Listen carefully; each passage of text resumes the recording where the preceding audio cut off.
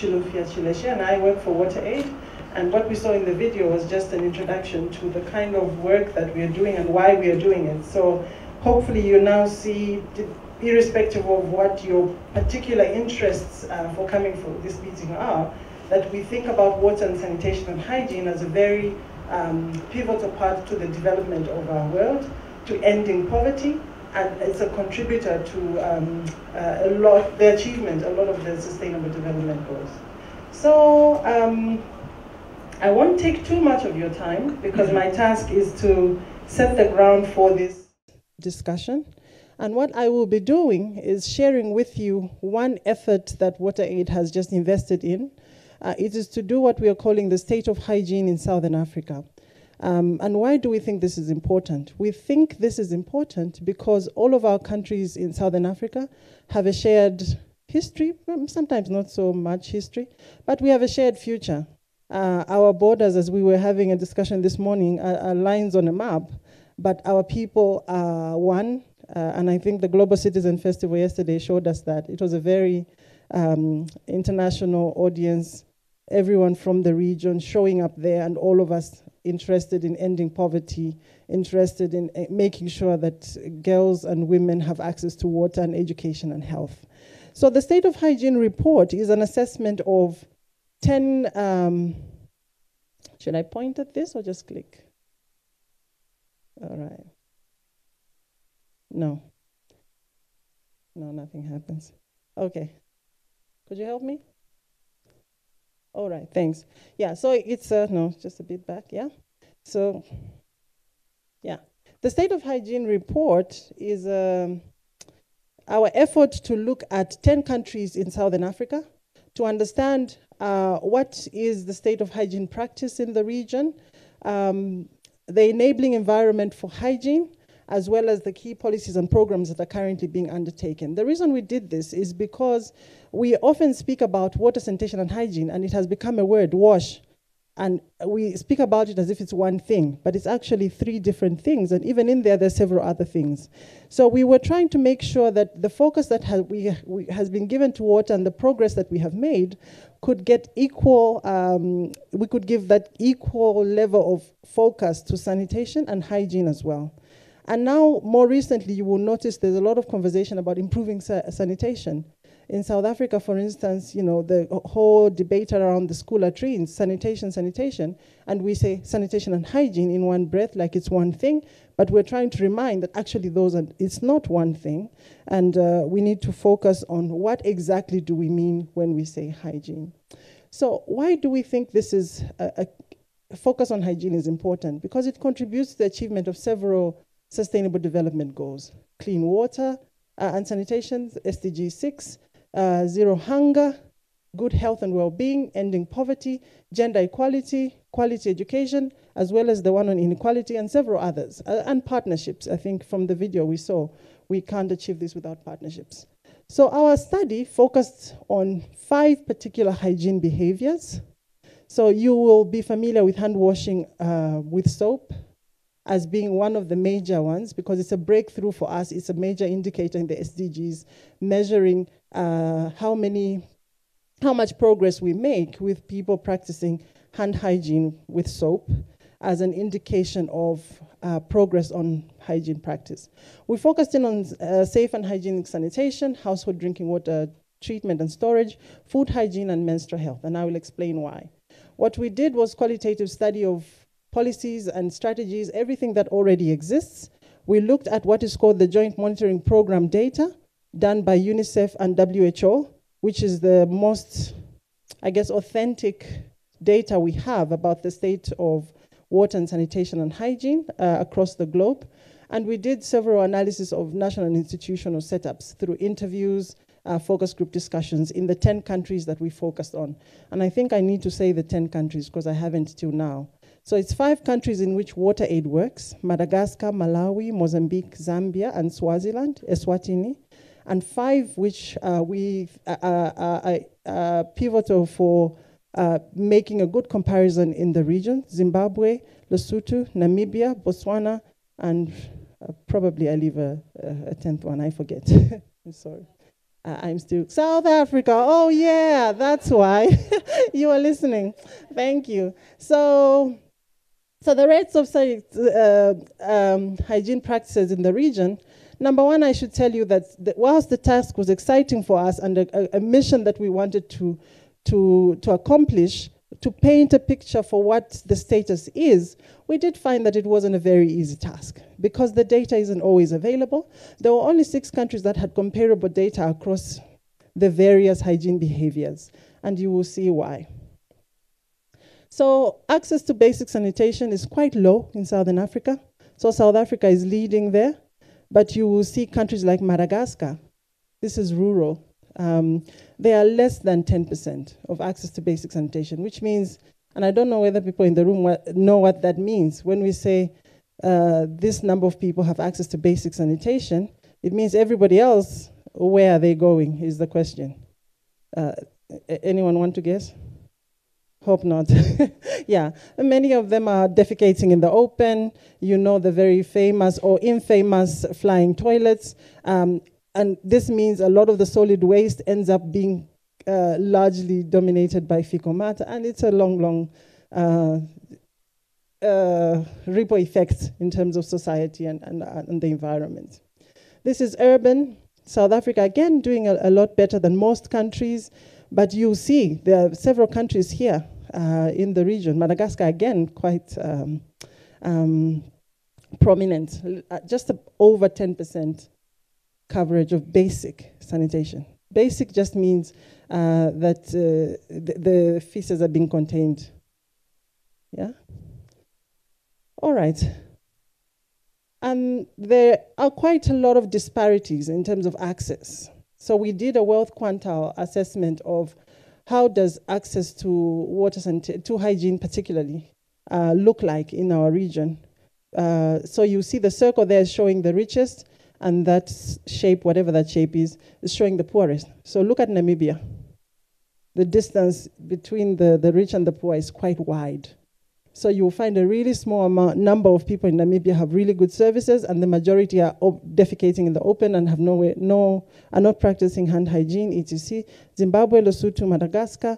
In Malawi, because the poverty level is generally high for the population, you find that the inequality there is not that stark because the services for everybody are not that great. Yeah. So that's sort of the comparison, just to show you the maps for rural areas and for urban, how it looks like. And in some places, you see there's no report, including South Africa, because we are relying on JMP. And as I said at the beginning, one of the major challenges we have with hygiene is been data. And because it's now part of the SDGs and we have to track progress against how we are meeting the targets on hygiene and sanitation, data becomes a really important thing. Household drinking water storage, quite poor, as you can see. Zambia there seems to be heading towards the 50% mark of urban households that treated their water before drinking. There is a little bit of a bias there because we had a cholera outbreak around the time the assessment was done. So there was wholesale distribution of chlorine, I'm sorry, chlorine to prevent cholera. Why are these words so similar? It's interesting. Yeah, but that's what it means. So why does household drinking water and storage matter so much as a hygiene behavior? It's because a lot of the communities and households in our region are collecting their water from a water point outside the house. And even if we manage to get everybody to the distance, the 30 minutes round trip, it's now 15 minutes, actually, the SDG target. It used to be 30 minutes round trip. The problem is, when you test the water at the point where they get it, it's safe. It meets the water quality standards for the SDGs. When you test it in the house, it's highly contaminated. That's what we find very frequently. And the reason is the hygiene factor has not been considered adequately. So people take water from the standpoint with great effort and labor because they have to get clean water from that point. They bring it into the house, store it in a wide mouth bucket. Everybody in the house wants to drink. They dip their hands in there.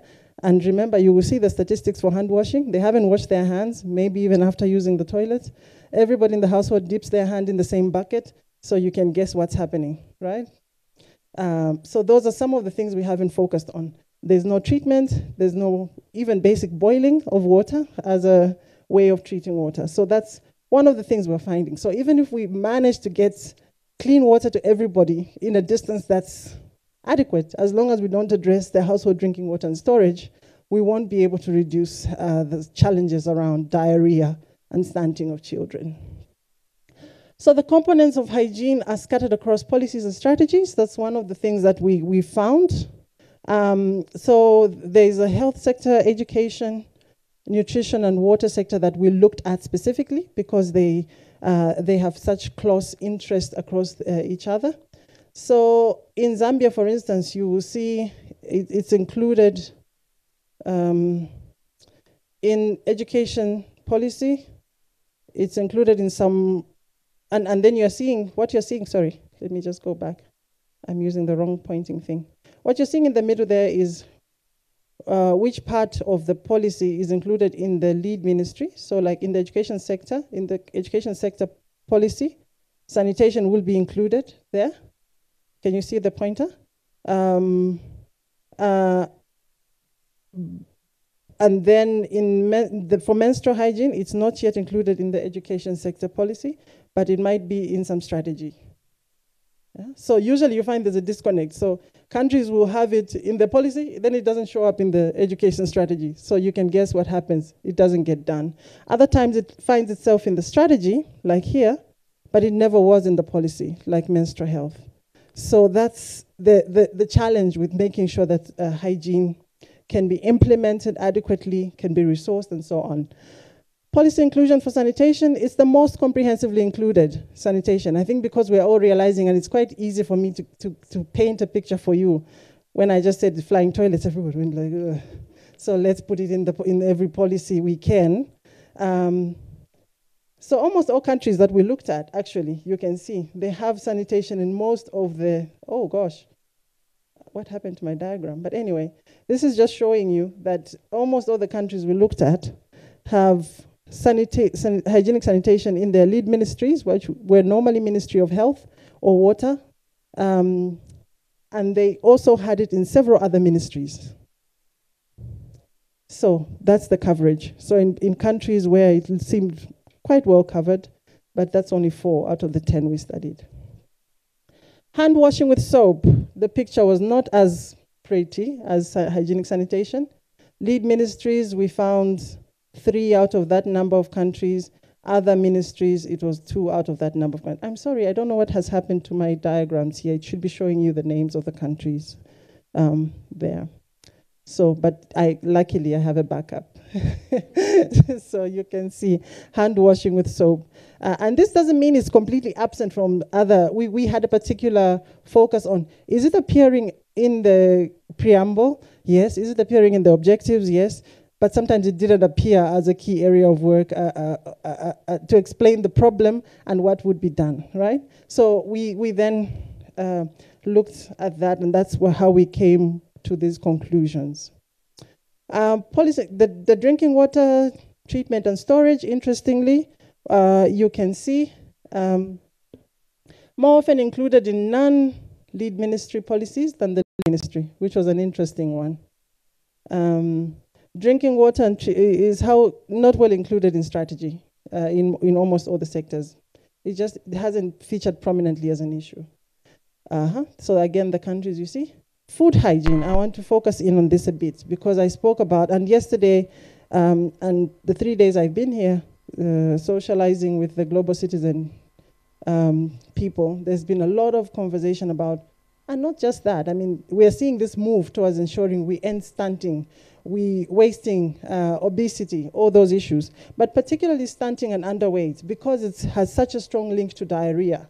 No matter how much we diversify food, increase the quantity of food that people and children are eating, as long as we don't focus on food hygiene, we are missing a key part of the problem.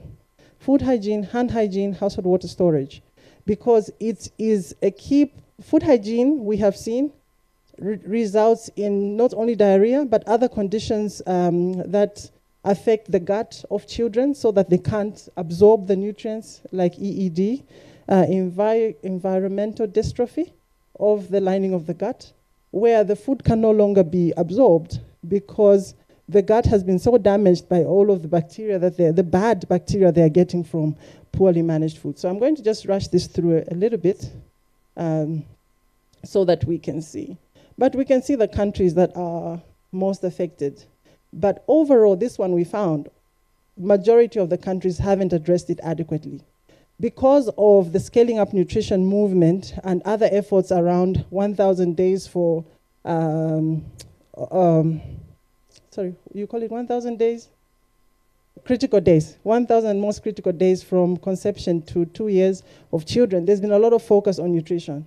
And nutrition policies have been revised in a couple of countries, strategies are being developed, and in some countries we have managed to get a focus on a mention of WASH in those strategies. But again, the adequacy is still a little bit questionable. So you have Zimbabwe being sort of the strongest and Malawi.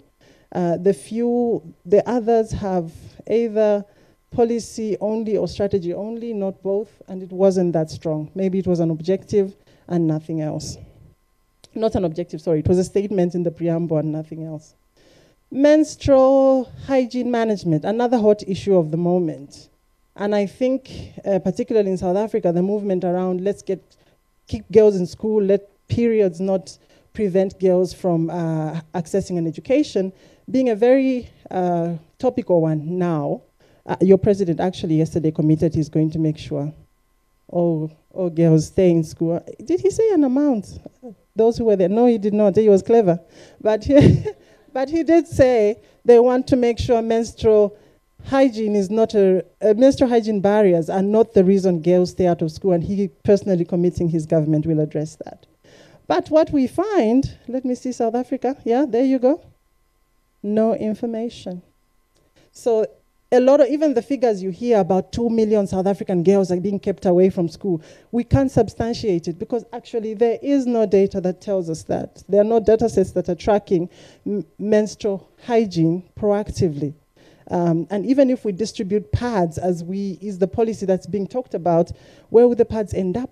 Those of us that are building latrines know this is a burden we are scared about. If we don't think through the whole system of how hygienically those pads will be managed, they are either going to end up in the landfill or in the latrines that we have spent so much money to build, and they will clog, and we have another problem there. So I think that's the reason we are focused in on inclusion in policy strategies and guidelines, because that's a critical part of ensuring it's not just pads, it's the whole chain around how the toilet's designed so that girls can change in comfort and privacy, because that's another big thing. We give pads, and then the latrine you have to change in is one that could kill you, so you don't go near it, right?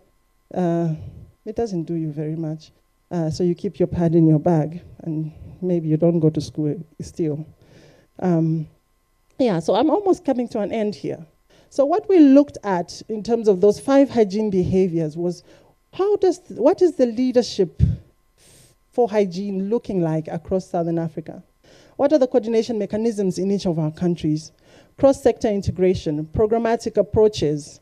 What is the financial allocation, monitoring and evaluation of that? We looked at all of those things for the 5 hygiene behaviors so that we could have some way of understanding where were the biggest bottlenecks, and then we could sort of work with the institutions that are necessary and so on. So this is just a summary of what that showed us. So you can see there's not a lot of green, not as much green as you would like. I'm not expecting you to read this, but these were the criteria for the 5 aspects we looked at, the ones I just spoke about, leadership all the way to financial. Is there clear government leadership? Everyone says there's clear government leadership, except Madagascar, not so much. They have a yellow. Oh, that's supposed to be amber. This traffic light system thing going on here. So the leadership, everyone says is high. And mostly it's because the ministry officials really insisted, no, it's very, very high, leadership for hygiene. But when we asked them a follow-up question, okay, are all components included in the policy? Not so much. But what does that tell us about the leadership? They say, no, but the minister knows, he's committed to this. And then we'd say, okay, if the minister is so committed and the president, because in some countries you have the president declaring keep Zambia clean, green, and healthy. Yeah? So where is the money for this? That's the money. Yeah, so is there really all that much leadership? I think that's the question, right? Yeah. So the biggest problems we found are really there around coordination. Luckily, we have Belinda in the room. South Africa has a good model for trying to resolve this problem of coordination. But in a lot of the other countries, that's the big issue we have. And so there's a challenge around how does South Africa help with providing leadership or model. Let me say model. I'm taking a little bit off your shoulders, Belinda. Too much when I say leadership, eh? Providing a model for the rest of the region around how do we coordinate multi-sectorally for hygiene. Is there a dedicated budget for hygiene? Very often not. As I said, we are doing to hygiene what we did to sanitation when it was water and sanitation. Now it's wash, and we say, oh, hygiene is in there, but it's not. It hardly ever is. And then hygiene monitoring and review, the thing around data, which I think I tried to show you the gaps. Those are the three things that we really think are the big gaps for the moment. If we can tackle those, we are on a good starting point to get there. So thank you very much. That's the state of hygiene in Southern Africa. I hope it makes you feel some sort of way. Thank you. Ladies and gentlemen, good morning. Thank you so much for attending this very important panel discussion and information event hosted for us by the WaterAid. We will be talking about some of the points that were raised in the presentation now, and we'll be drilling down into them and seeing how we can address this, what we can do about them, where the real bottlenecks are, how we can solve those bottlenecks, looking a little bit at regulation and coordination, and also at funding. So I'd like to welcome the panelists who are joining us today, our expert panels. Dr. Nonhlanhla Kalebaila, the Research Manager, Drinking Water Treatment and Quality at the Water Research Commission. If you can come and join us here. Jeanne du Plessis, Corporate Affairs and Citizenship Leader at P&G Southern Africa. Professor Anthony Turton, Environmental Advisor, Speaker and Author, and he is also Professor at the University of the Free State, Center for Environmental Management. And last but not least, Belinda Makafola, Deputy Director of Environmental Health at the National Department of Health.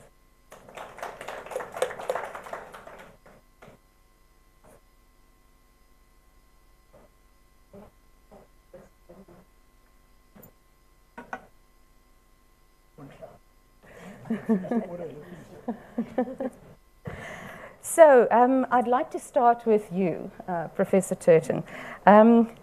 Because we live in a part of the world where it's relatively dry, we do go through droughts from time to time. And at the time that we had the Cape Town drought, Professor Turton was saying that we should not see water as a finite resource. We should see it as an infinite, recyclable resource. Could you expand on that, please? Yes, thank you very much for that. I was very interested when WaterAid mentioned the fact that they used the word invested. They've invested into this project.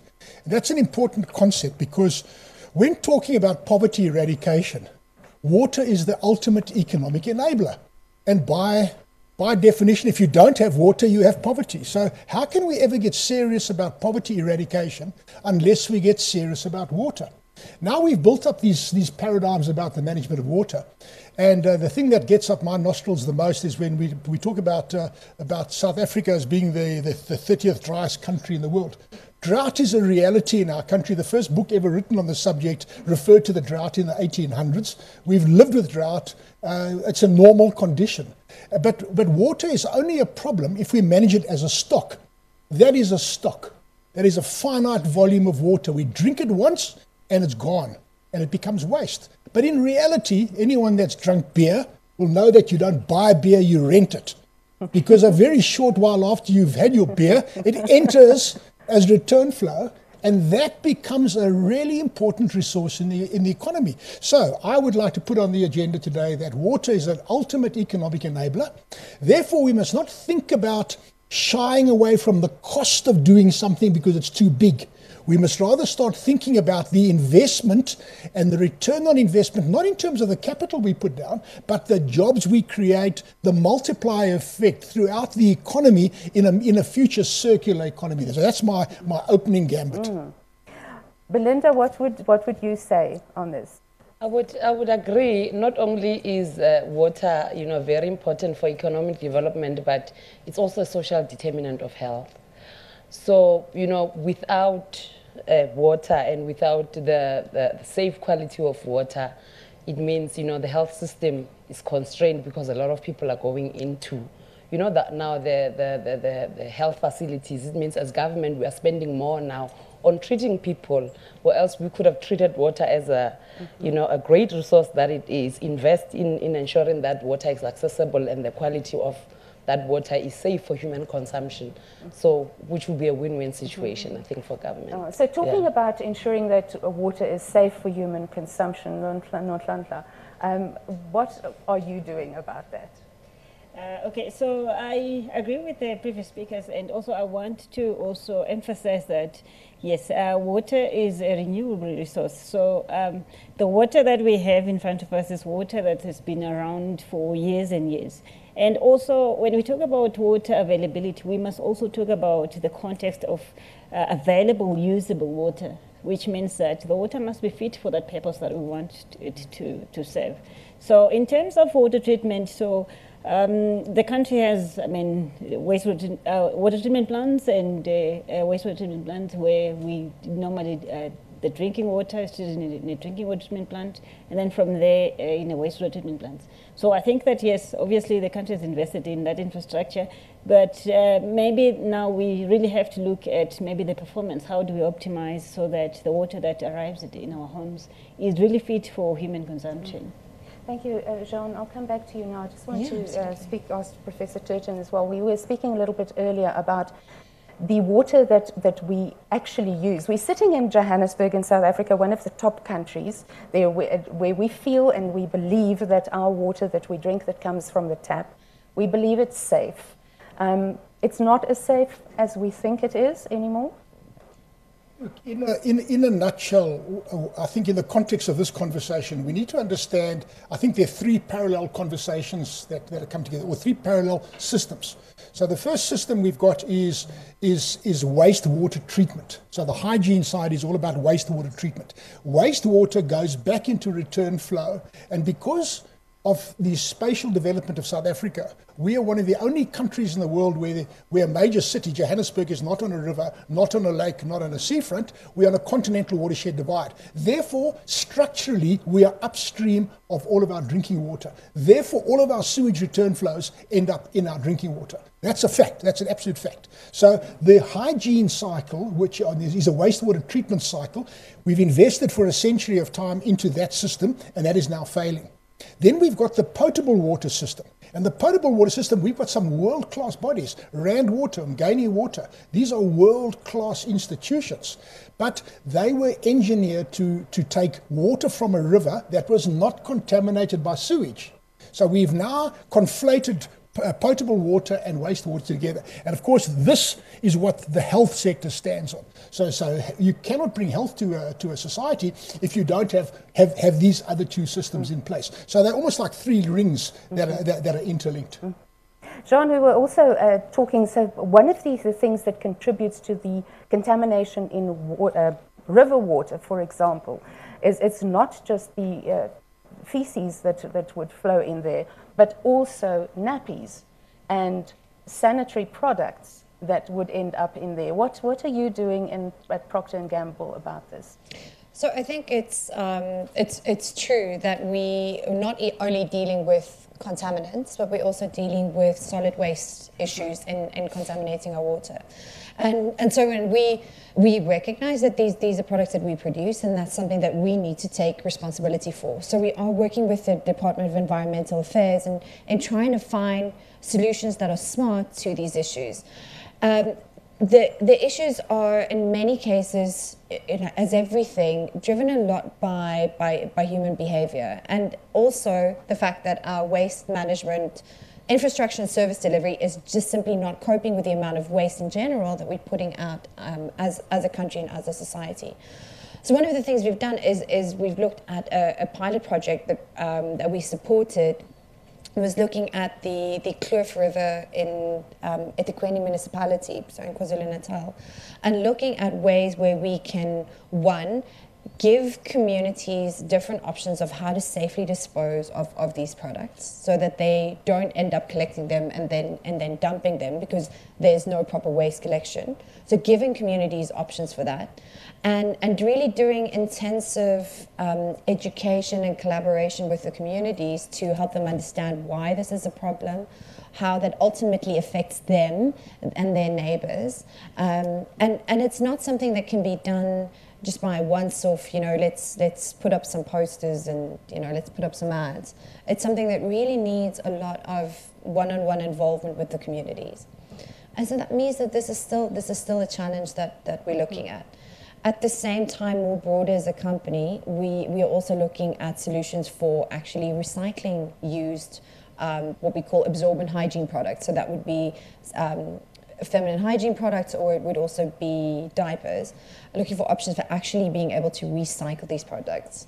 It sounds mad, but this is a factory that's actually already running in Italy, and new plants are being set up in. Next one is being set up in the Netherlands, and then we're also looking UK, India, and South Africa is also a country that we're exploring to see whether this is a feasible solution.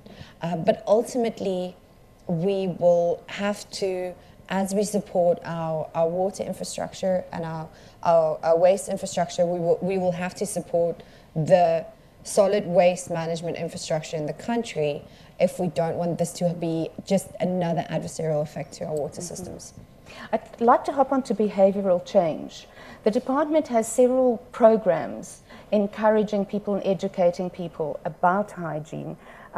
Why aren't we seeing more behavioural change happening? Why aren't people taking on more healthy habits? That's a very good question, but I think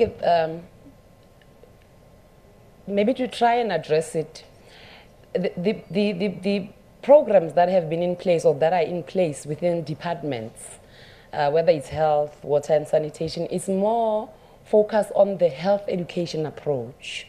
And that approach is based on the assumption that by disseminating information about germs and disease, telling people don't do this, you will get a disease, then it will influence behavior. But as we go on, and as evidence comes forward, we are realizing that behavior change is more emotionally inspired rather than just by, having education given. Health education is a critical component of behavior change, but it's not the only, it hasn't been effective in ensuring that there's a change in behavior. So we need to look at, approaches that, consider cultural factors, that consider habitual factors as well as emotional factors. And we're looking at implementing programs that will tap into, emotions such as disgust, such as nature, and such as affiliation. What that means is that we shouldn't be afraid to show people exactly how disgusting it is, not to, for example, wash your hands with soap, and what it means when you move from a toilet to the food. So that's basically what bringing in the issues of emotions comes in.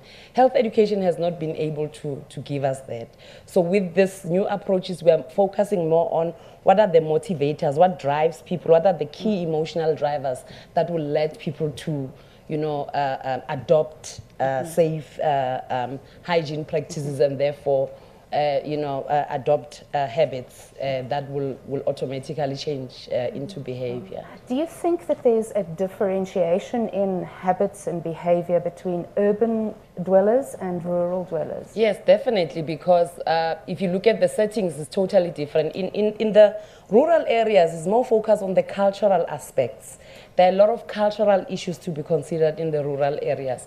Whereas in the urban areas, it's more, influenced by, it's modernized, more influenced by what's happening, globally, they've got new ways of doing things. It's civilized more. So whereas in the rural areas, you still find that deep-rooted cultural, behaviors that we need to look at. So there's definitely a difference when you look at the urban setting as well as the rural setting. And Nonhlanhla, there's also in the rural area a very big divide between what is available in terms of infrastructure, what is available in terms of water. And how do you get clean water in rural areas? How do you ensure that the water is not contaminated? Do they have a better chance of having contaminated water in rural areas than in urban areas? As I think one of the speakers had already said about the way the infrastructure is set up in South Africa, that we have the bigger centralized infrastructure, which really works very well if your settlement is close together, if your homes are close to each other. But what tends to happen in the rural areas is that the homes are far apart from each other, which really makes it very costly to actually put up infrastructure for a home there and then another one there. So in the rural areas, we have what we call decentralized, which that in most cases you find that they have to rely on maybe a borehole that is within the premises, or in other cases, a rainwater tank that is collecting the water, and that's the only water that they have. And then we have those, undesirable circumstances where people still use the unsafe sources where they have to go and get the water from the river. But from the research that we have done, there is no shortage of technology to actually treat the water. It is that access to the technology that can the rural house, and also the complication with the technology. Is it a high tech or is it a low technology that household people can use? Because sometimes we tend to even give a high technology when actually the water, so take for instance rainwater. Rainwater we've tested, and what we've seen is that the problematic thing with rainwater is your bacteria. So which in normal circumstances, all you need is a disinfectant, and then maybe your water is, good for drinking. Except for those circumstances where then maybe you are living in a highly polluted area, then there will be lots of other things that will come into your rainwater. But poverty also comes into it, because if we are living in a higher income area, we have the money to buy those things that we can use to decontaminate the water with a lot more easily. But if you're in a rural area, where do you get the money from? Unless it is given to you by the Department of Health or Water and Sanitation. Sorry. Professor. Yes, I just commented that. You see, you said in the urban areas we're already paying. We're paying taxes, and our tax money. There's a social contract between the taxpayer and government. So we talk about behavioural change. We don't ever talk about behavioural change of government. Government is a key player in this entity. So let me give you an example. I would suggest to you today that we are facing a constitutional crisis in the water sector as we speak right now. And I speak with absolute confidence about this because Chapter 3 of the Constitution, the Cooperative Governance chapter, refers to the fact that one government department may not take an interest or override the interest of another. And this is being incorrectly interpreted now, for example, by the Department of Water and Sanitation as the regulator, that it may not intervene in another government department. Now, this is totally and utterly dysfunctional. So we have to get a constitutional court ruling for this in the very near future. And let me just give you some examples that are directly linked to what we're talking about today. I would like to firmly place on the agenda today the Murchison Hospital in the municipality of Ugu in southern KZN. Murchison Hospital right now is an absolute crisis. It is the epicenter of HIV/AIDS area. It happens to be in the Ugu municipality where water services have failed. So for weeks, if not months on end, there is insufficient supply of water for the medical staff. They cannot wash their hands between surgical procedures. The patients themselves can't get water, etc. So now the problem, and this is well documented, the Department of Health says, oh no, it's a water issue. But the water people say, but we can't touch it because it's actually a local municipal issue. So the can gets thrown around. So we have to change behavior at a fundamental level. And this is a very, very important part. These problems are all soluble, but we can only solve the problem if we know what the problem is. And I'll go one step further, and I don't want to hog the conversation, but let's go one step further. And I'll talk about the Mfuleni crisis.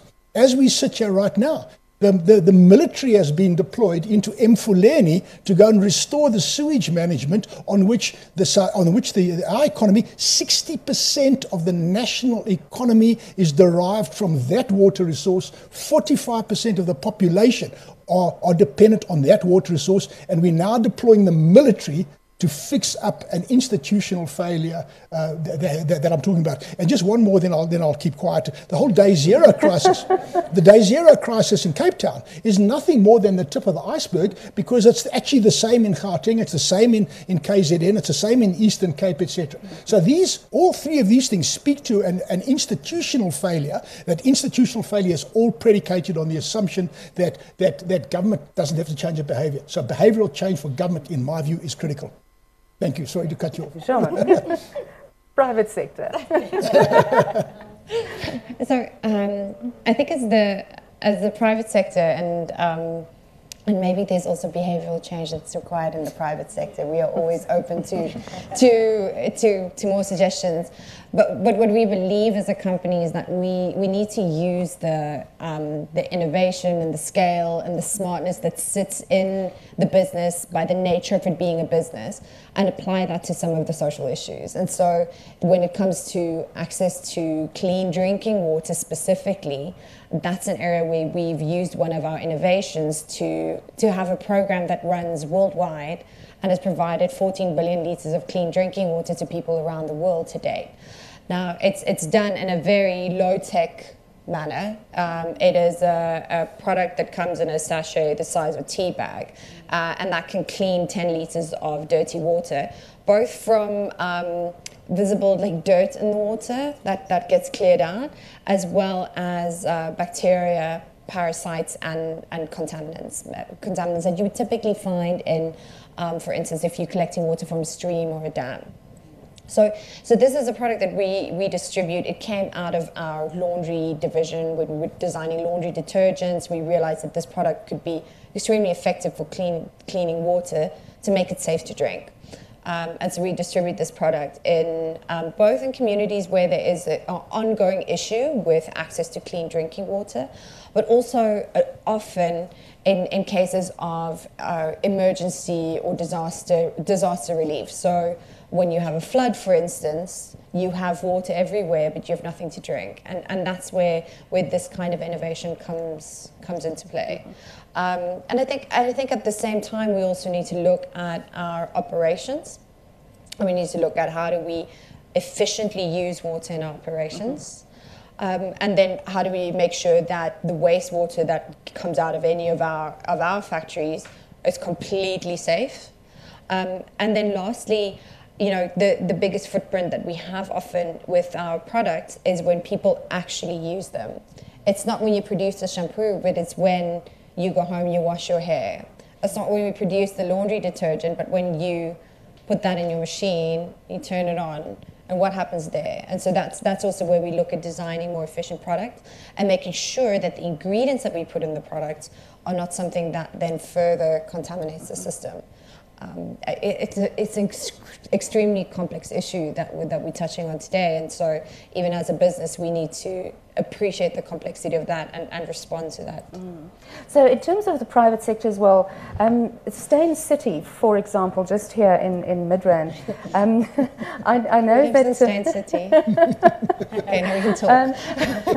I know that they have put in a lot of money in developing that in areas that should have actually been developed by the government, but they worked closely together to make it happen. One of the things that they're doing is they are recycling waste, sanitary waste, and creating water that can be used to water the golf course, for example, and for other usages. Could you talk to me about technologies like that? Absolutely, this is a good news story. The private sector is they're responsible citizens, okay, and they are part of society. And can the government solve the problem? Probably not on its own. Can the private sector solve the problem? Well, that's what private sector does. They solve problems. They're exceptionally efficient at it. So you talk about staying city. I will put another thing on the agenda today. Shongwezi. Go and look at Shongwezi outside between Pietermaritzburg and Durban at the moment. It is the next generation Sandton city being planned as we speak. I'm working with the town planners in that project, and central to that thing is the management of solid waste, because in the midst of Shongweni is a hazardous waste dump. It's a historic artifact. They're turning it into an asset. They'll buy waste from other people, turn it into a beneficiated product, and what they want to do is hardwire, in terms of town planning, a circular economy. And one of the things that they're planning there now, this is radical, off-the-walls kind of stuff, okay? Because everyone wants a toilet, but the rich people don't want a long drop, and the poor people want a flush toilet. So what they bring in is a new kind of toilet that's neither of the above. So everyone will have the same toilet. So there will be like a kind of democracy of toilets, okay, an equality of toilets, and this is part of hardwiring the circular economy. So in other words, there's a tremendous amount of good news here. And if we just get back into what I said earlier on about water as an economic enabler, invest money into the circular economy, invest money into reuse, recycle, recovery. We know those words all over the show every day. That's what it's about. Invest into those technologies. That's where the private capital's going. That's where all the future private developments will be going off-grid, which means that the Eskoms and the municipalities are all increasingly going to be distressed. So this is where we are, private sector solving the problem. And then the government, funding from the government, allocations, budget allocations around this, are they sufficient, and how could they be adjusted? For hygiene specifically, no. You know, the presentation that my sister did about, the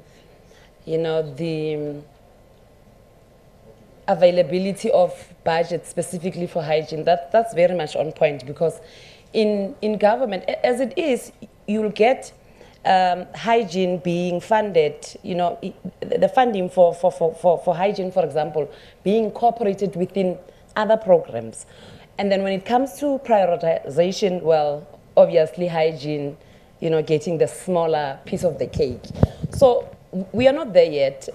We still need to advocate a lot when it comes to hygiene. We still need to raise, the profile of hygiene to ensure that, those holding a purse can understand the effectiveness and cost effectiveness of hygiene, vis-a-vis other programs that are there. So there's no dedicated budgets for hygiene. There is budgets within other programs, but it's not necessarily meant for hygiene, where you can track how it's used, where you can, implement programs and interventions at scale, so that you are able to be efficient. So therefore, I think to answer your question, there's no specific budget for hygiene. But what we need to do is improve on the coordination, so that we are able to pull resources from all over the place. In South Africa at the moment, the Water and Sanitation Ministry will hold the biggest purse, because they're providing, the water, they're supposed to be providing the sanitation facilities, and therefore the hygiene, funding is incorporated somewhere there. And then you look at the Ministry of Health, which, on the other side is responsible for behavior change, or else, the money lies somewhere else. So what you were speaking about, institutional arrangements, becomes very important. The coordination, becomes very important, where we can plan together and be able to say what are the national targets that we can set for specifically for hygiene, and how do we go about doing that.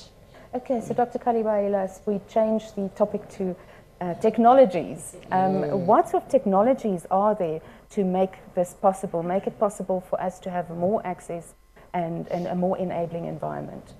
Okay, I just want to backtrack just a little bit as well. Just as Jeanne was speaking, and she was talking about actually solid waste management. And in my mind, I was actually even thinking that even by the time we get to solid waste management, it's a little bit too late, because I think, I mean, if you want to tackle, say, water pollution through solid waste management, then you need to have your waste sorting first. I mean, not mixing the waste, so that if you want to channel to recycling, you're channeling the right kind of waste. I would like to think that maybe we need to do this actually further upstream by industry, looking more at cleaner production.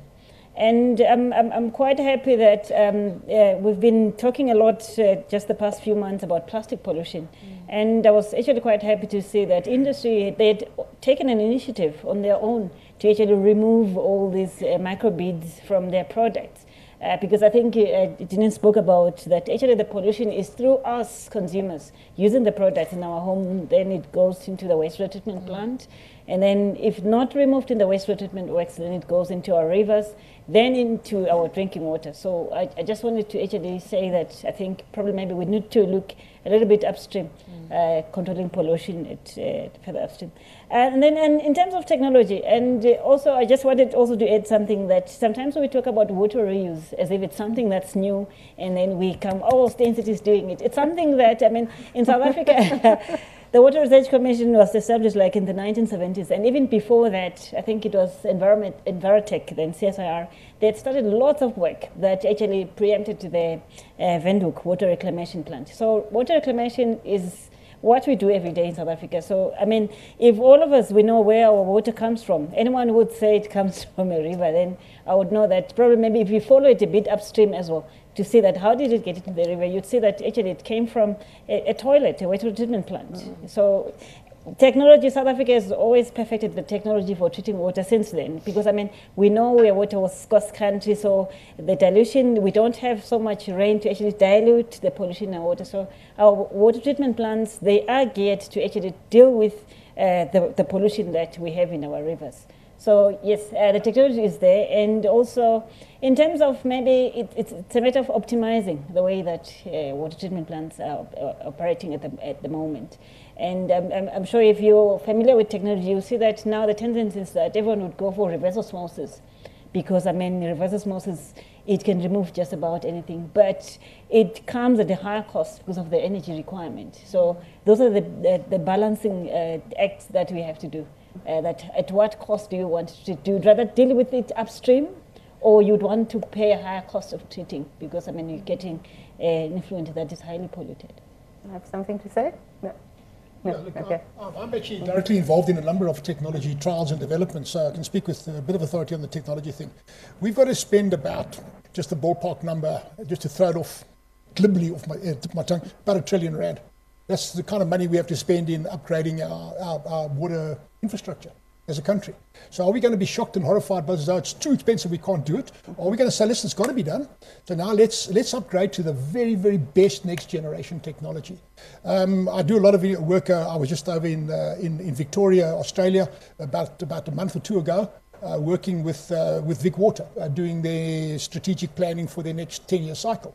And what's interesting about Melbourne, it's identical to Cape Town. The same weather patterns, the same kind of problems. The difference is that in Melbourne, they've decided they're going to desalinate. They've decided that they're going to do all their wastewater recovery, etc. They're absolute cutting edge to the extent that capital is flowing in and jobs are being created. There's a boom on the go right now in a fundamentally water-constrained city that's just been voted one of the most livable cities in the world.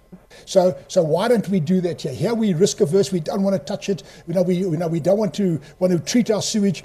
And I'll give you another example. The city of Perth. The city of Perth at the moment has got a wastewater treatment plant, a place called Villliers, the Villliers Wastewater Treatment Works.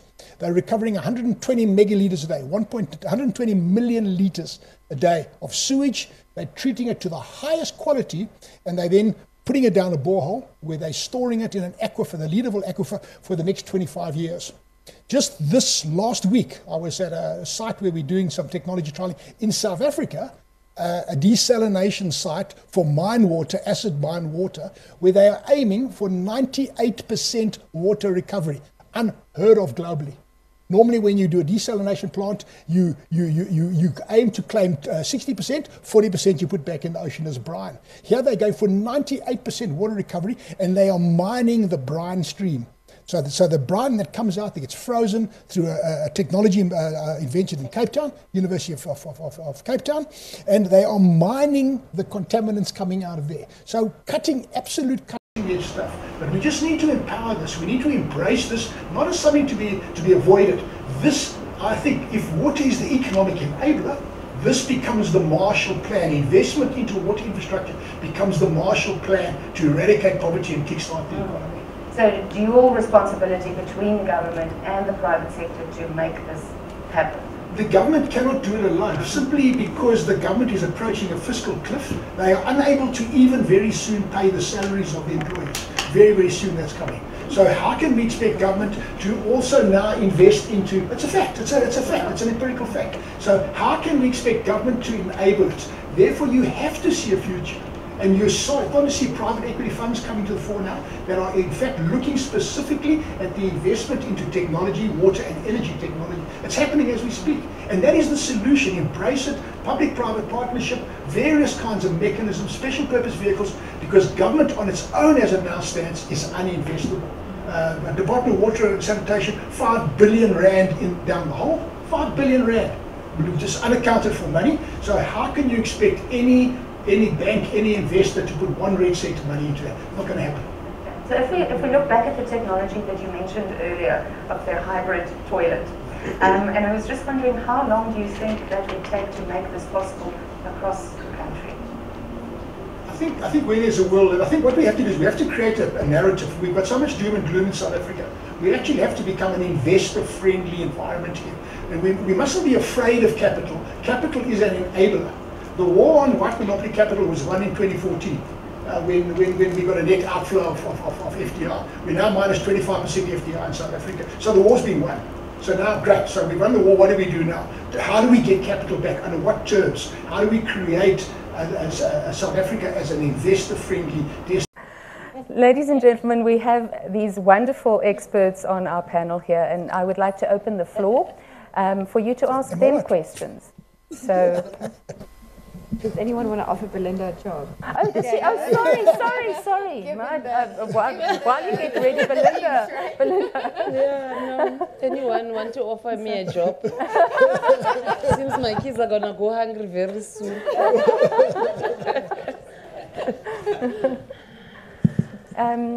When you ask your question, please state your name and where you're from and who you're addressing your question to. My name is Kitu Metsi. I'm from Johannesburg. I'm currently trying to start up my own business. My question is, to tell a story before I get to the question. Back in the day when I was studying at RAU, I'm an electrical engineer. One of the things that we had was that we had the likes of Mercedes-Benz, for instance, donate a car to the engineering department. And initially, I mean, it looked like something just so crazy. But their idea was that we should then do projects on the car, trying to see how we can improve those services, right? So a lot of technology in South Africa, I think, happens at the technology place and not necessarily bridging the divide as to how you implement these technologies in a way that is cost-effective and practical. So have we looked at bringing in projects like this into the universities that would allow the students to actually think about solving these problems, not just we're solving a way to desalinate water in the university, but then we're looking at how we can practically implement this as part of the project scope. I think there's also a big difference between the rich and the poor here, and we're living in our own little bubbles. Doing work like this with projects like this would allow people who don't come from those backgrounds to actually participate in those societies and give them exposure to those societies. And there might be even to and fro knowledge transfer between the two. So this is a question as to, are we looking at that? And it's, I guess, to the entire panel. I'd like to start because I come from the Water Research Commission. So the Water Research Commission was specifically set up to actually fund and stimulate research. So we do fund a lot of universities. That's why, if you recall, what I said is that I don't think most of the time we have a shortage of technology or innovation.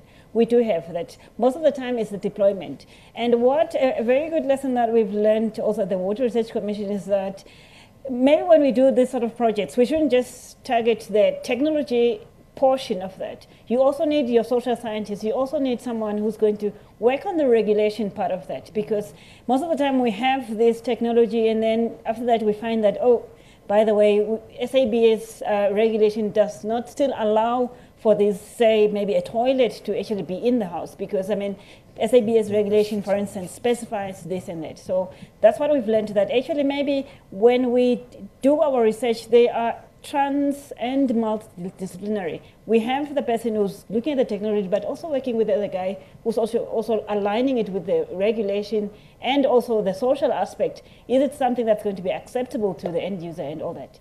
So I would say it's something that we have, I think, taken on board. Yeah. I'm involved in Stellenbosch University at an entity called Innovus. Innovus is an entity within the university that's been created to stimulate just what you're talking about. And they've got a sort of spin-off coming out of that called Launch Lab. And Launch Lab, we directly, my entity, company that I'm a director of, is personally invested into Launch Lab. And what that is doing is it's seeking to partner between universities and private business at the absolute cutting edge of technology. It's all private capital. So whereas you've got WRC money where the IP now becomes sort of WRC owned or state owned or whatever, this is now private capital, private funding. And in our context, we've just brought in some instrumentation that's not available anywhere else in the continent of Africa. We're doing work in nano engineering, nanotech, and that instrumentation is not available anywhere else, but we're making it available to other people, to other students, etc., people that would like to do research in that environment. What's interesting is that what's driven this is the Fees Must Fall program. So because of the fear of the loss of revenue streams for universities, different universities have now decided that they've got to go embark on different business models, and it happens to be that Stellenbosch has decided to really open up this kind of idea of a Silicon Valley, where you get high-tech companies coming together with a CSIR, with the university. So that's an interesting thing to follow. And that would also open up lots of opportunities for young entrepreneurs who want to go into the water, sanitation, and hygiene industry. Yeah. Absolutely. Actually, at the Water Research Commission, what we've also realized is that, because I mean, we are a funding organization, that we've just been targeting your universities, your academics, but we've been ignoring most of your water innovators or entrepreneurs. So right now we're working on actually creating some sort of a mentorship program and also an incubator program, so that we can get those who want to do a specific innovation or want to start a business around water, and mostly targeting at young people. Any other questions? I think it was. Oh, okay. Yeah, I have a question too. Thank you very much to the panel. I think you have raised a lot of fantastic points and food for thought. So just to pick up on a point that was made about the fact that it's reported that all of our governments collectively are sitting on billions of dollars deficit, and private sector is sitting on trillions of dollars, I'm not mentioning the amount, of surplus. So clearly the money is with private sector, the innovation to solve problems is sitting with private sector, but the institutions, the structure, the policy still exists, is the responsibility of our government. So I guess my question is, how do we really envision private sector, government, people? Belinda spoke about the challenges with behavior change and what needs to be done. That whole intersection between the three, how do we effectively do it without it being about corporates making a profit or promoting products? How do we ensure that innovations adequately serve the people where the needs are, you know? How do we make sure that the messages around hand washing, for instance, like safe handling of fecal matter, that innovations are emerging in those spaces where the needs really are for our society, and that government and private sector and communities are working in those effective ways? I mean, I'll give it a start and then happy for the rest of the panel to contribute. I think making a profit and having a social impact are not mutually exclusive. I think, however, the way that our thinking is set up today in the private sector, especially in South Africa, is that you do your business on this side, and then here on the side you have your CSI, right? And I don't know who put that I in CSI, but it happened, and nobody measures the return on that investment, right? So you have your business here, and you know, dig a hole in the ground and take out whatever you want, and then on the side you have almost more like a reputation management, risk mitigation system that is supposed to create social impact. And because of that separation, we're not actually bringing the full power of business and the nature of the machine to bear on social problems. And I think that is a thinking that needs to shift. And we're starting to see the shift in some of the research that I'm doing. I'm seeing that kind of shift, and there are pockets of excellence in where that's happening. But we really need to relook at how, especially in South Africa, we are designing the regulations and we're designing the way that we measure businesses' contribution to society. We are measuring businesses' contribution to society almost like an additional tax. We are measuring it by spend. We're not measuring it by social impact. And that means that there are billions and billions of rands that are going from the private sector into development projects, and the measures of how effective those are very, very unclear. So I think that's one side. And I think we almost have a aversion to this idea that business can have a positive impact and make a profit, like that's a bad thing.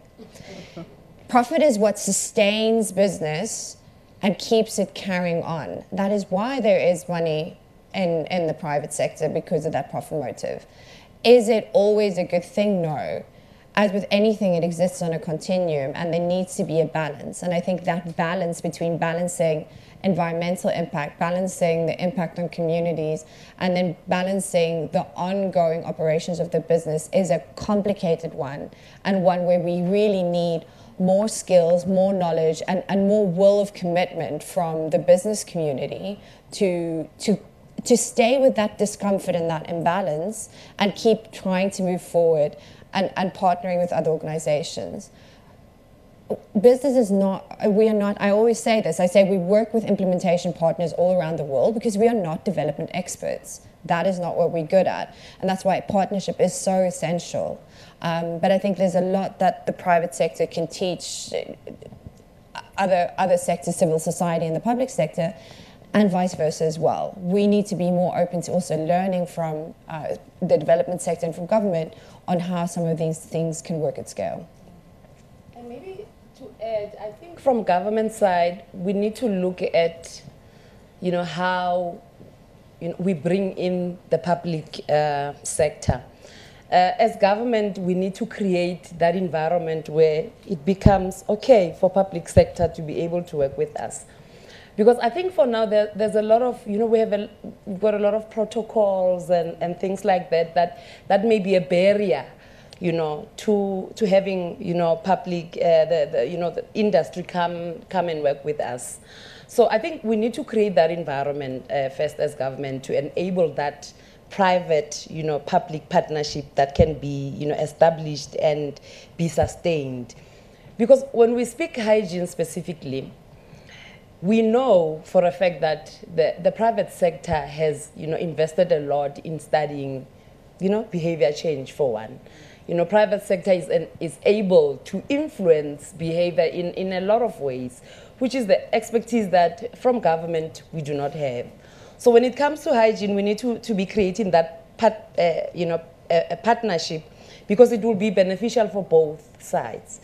Yes, as government, we need to acknowledge that the private sector is there to make a profit. You know, that's what drives the the private sector. But we need to be able to, you know, identify, you know, those objectives of the private sector that will, you know, enable us to reach certain objectives, you know, from government side as well. So I think that environment now is not there, you know, that open environment is not there where, you know, as government, there seems to be that, you know, a relationship where, you know, it's cautious, you know. We want to hold them at arm's length, you know, because I think that understanding is not there as to how can we come together and be able to, you know, benefit from your expertise, and then that will enable, you know, the industry as well to be able to benefit from what government can bring. So I think for, you know, particularly for what you are asking, that's how we need to start by creating that environment, you know, to be able to work together.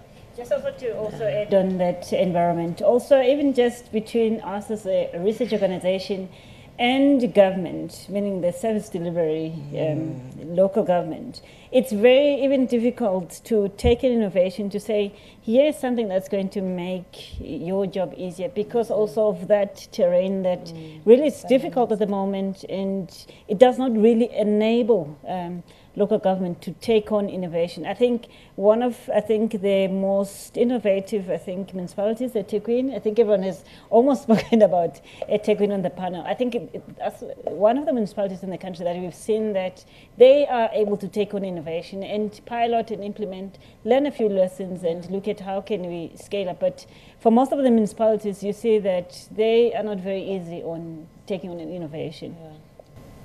The question was about three things, about capital, technology, and profit. So I can state without any fear of negative feedback, there's a significant amount of capital out there. There's, I wouldn't say an infinite, but there's certainly a large amount of capital available. There's also no shortage of technology. There's zillions of different widgets that come out there that you can do all kinds of things with. There's a shortage of bankable projects. That's what there is, okay? Profit is not a swear word, because if you don't have profits, then you don't have taxes. If you don't have taxes, you can't sustain local government. So this is what it comes down to. Profit is actually a healthy thing. If we want to eradicate poverty, we want to give people jobs. That's how you eradicate poverty, and you can only drive that out of profit. Government does not generate money, it spends money. So there's got to be a balanced equation. Government takes money and private sector generates that money. It's got to be fair and equitable. So ultimately what we need is an enabling policy environment. And if I've been frustrated as a grey-haired old man now, I've been frustrated over the last 20 years because I've just tried to get through to our presidency to say we are a water-constrained economy. However, water is a flux, not a stock. Therefore, our future lies in recycling, and that's what we're going to be doing. And these are our targets for the next 10 years or 20 years. Simple as that. That becomes the enabling environment for the restoration of confidence, and that becomes the beneficiation economy, the circular economy, where we can employ people and have lots of happy, smiling faces. Thank you. And taxpayers. And taxpayers. Up here in the front, this lady is first. Sorry, she's had her hand up earlier. Good morning. Thanks for the very thought-provoking talks. I just wanted to find out from Jeanne, you spoke about the project that you're doing in terms of recycling the solid waste, but you didn't really mention what was being done, and is it something that's scalable? And also for Dr. Anthony, I just wanted to find out, you spoke about the desalination project in one of the industry where they're recycling 98% of water. Is it something that could be legislated? Is it something profitable? Is it something that could be legislated if it's something that works, especially for the mining industry? And for Dr. Nonhlanhla, I just wanted to find out, has there been any collaboration with Health Research Institute as well to measure the burden of disease from drinking unsafe water from both mining and biological waste? Oh, I didn't introduce myself. My name is Dr. Mpapuri. I'm a public health specialist from the University of Pretoria. Okay. I'll give a quick explanation of how the technology works. So it's a relatively small plant that is designed to serve a municipal area. So it's designed to serve a population of about 1 million people. Okay. And capacity of 10,000 tons of absorbent hygiene product waste. Essentially, the kind of process flow of it is you need to have separation of waste at source. Right. So first thing, again, consumer behavior change. The behavior change of people always starts with that. Then you have collection that's done by a waste operator that brings all the products to the plant. And the plant we use it's really like intense steam technology that removes all of the human waste out of the raw material. And then the raw materials are separated into 3 streams of product that can be repurposed.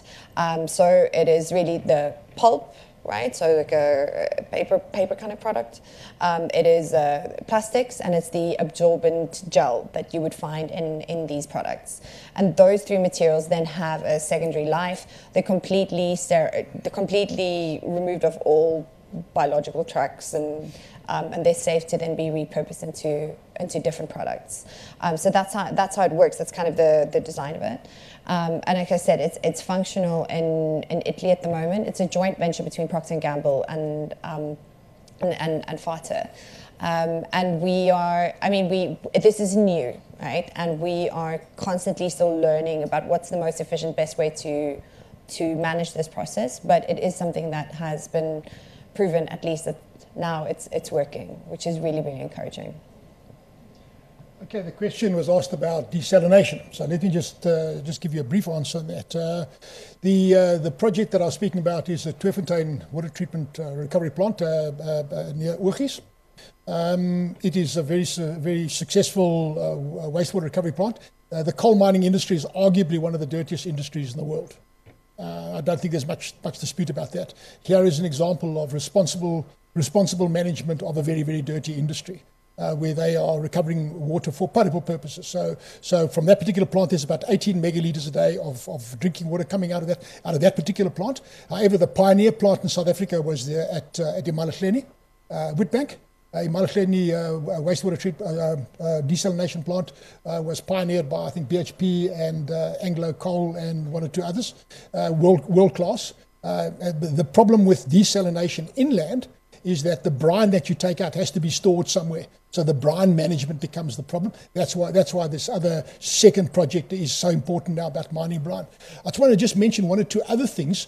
If we think about Singapore, we can argue that Singapore is arguably one of the most dynamic local economies in the world. Okay, it is fundamentally water constrained. It is an absolutely, totally water-constrained economy. And the irony is that the water solution for Singapore was developed by a Cape Town-based company called Gramtech, the same company that can't get 1 contract in South Africa. Now, why is that? When they set up Singapore, they solved Singapore's problems. They're working in the Emirates. They're working in the various Arab countries to solve their problems. But we will not look at a South African company. So personally, I cannot see a future in South Africa as a fundamentally water-constrained economy. I cannot see a future in South Africa unless we do the following. We have to recover water from waste as the low-hanging fruit. And for example, our sewage return flows are 5 billion litres a day, 5,000 megalitres a day. That's a resource right there. Okay. Then the second thing we have to do is we have to desalinate water where appropriate. So that's the coastal cities and the mining areas. Okay, and what the third one is the storage of water, strategic water underground in aquifers, because under conditions of climate change, I heard yesterday, I was horrified when I heard yesterday on a program from overseas, where they're talking now about actually more than a 2-degree increase in temperature in the next century, which means that South Africa is going to be 4, 5, maybe 6 degrees hotter, which means that all of our dams are going to become increasingly evaporating pans. So we've got to get on top of that now. So those 3 things: recovery of water from waste, desalination of either mine or seawater, and alternatives to dams, aquifer storage and recovery. That has to become part of our future. And at the moment, I'm working very actively with private equity funds, etc., to start capitalizing that. So there are initiatives at the moment coming out now where government is reluctant to put up desalination plants. Private initiatives will put up, and they will then own all the benefits that come downstream of that. So that's happening as we speak right right now, and that's going to drive a whole lot of new tensions in the future. So this is where we need this enabling policy environment. I just want to say one more thing, just to go and check on all of this. The city of Melbourne, as a fundamentally water-constrained city, is set to double its population in the next decade. By desalinating, they've provided base flow to the entire city, to the extent that as a policy objective now, they keep all of their dams 60% plus full.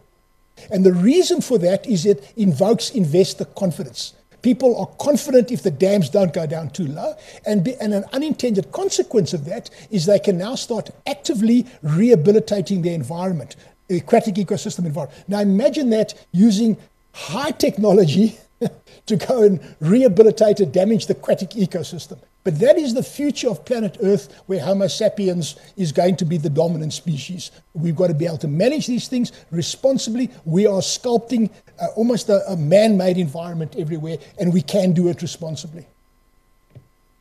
Okay, let me just, probably maybe before I answer the question that you asked, and also add on that the technology that I think Prof Turton is talking about is the eutectic frisk crystallization, yes. That is under pilot. So if you want more information, I can, because it was funded by the Water Research Commission, I can give you more information on that technology.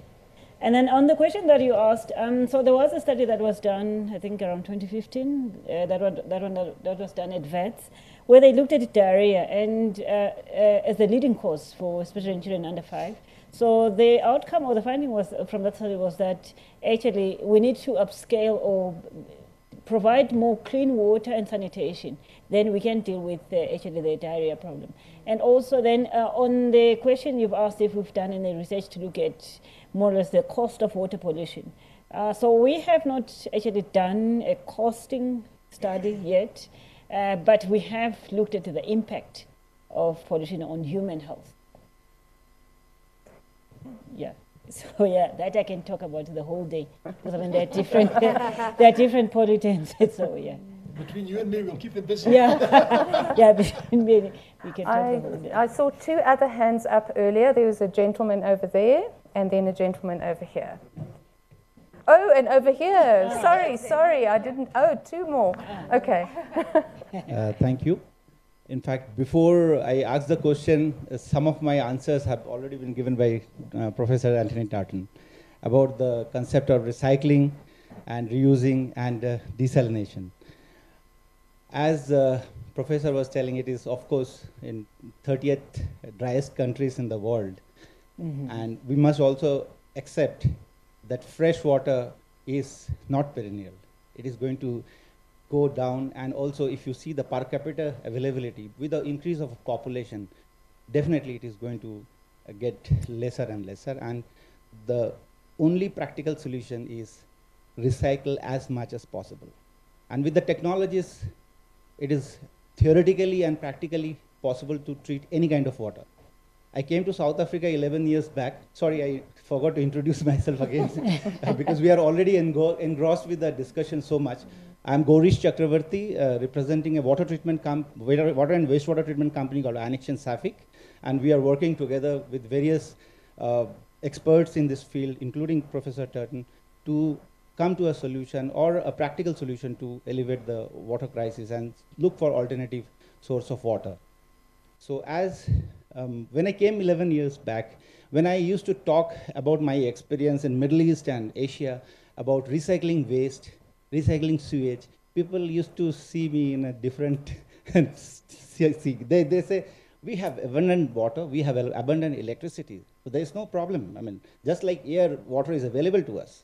So, but after 10 years, I can see a sea change, because I can see more number of water conferences taking place if you compare to any other topics. Even it is now superseding the energy conferences right now, if that is a truth. I have been witnessing this. Now, as far as recycling the waste is concerned, if we address it at the point of discharge, it becomes more economical. If you see water coming out from your household and industries going to the river or the sea, you can treat any kind of water, but on the extreme, if you see the seawater treatment, it is obviously more energy intensive and costly. So it is better to address in the beginning and treat it. Secondly, there is a big notion that people, if you tell them that sewage water is treated and you are going to drink it, it is possible technically people are drinking it, there will be big resistance. But as Dr. Turton was telling, it is being discharged in the surface water, and we are drinking the same water without realizing that this is a wastewater that we are drinking without treatment. Now, when we know, we make a conscious decision that yes, this is a sewage, we need to treat it as a sewage and make it drinking water and add it to your drinking water source, then there is a big reluctance of people to accept that.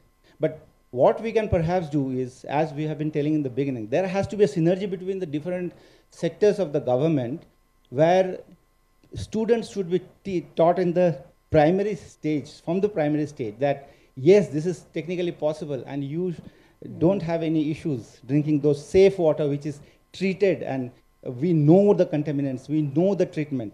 Say, for example, if we treat river water, we don't know when pharmaceutical companies are discharging their waste, or people who are taking medicines are discharging, and that water is coming, and we don't treat those contaminants. We just treat the biological things like with chlorination and just bacteria we try to remove, but we don't know whether it contains antibiotics. Similarly, in food also, like there are a lot of contaminations like hormones or antibiotics which are fed to the poultry industries, which are actually creating a lot of challenges. So my point is basically to start educating the children and tell them that this is not bad. I mean, so if you talk about industrial waste and a sewage is much easier to treat rather than industrial waste.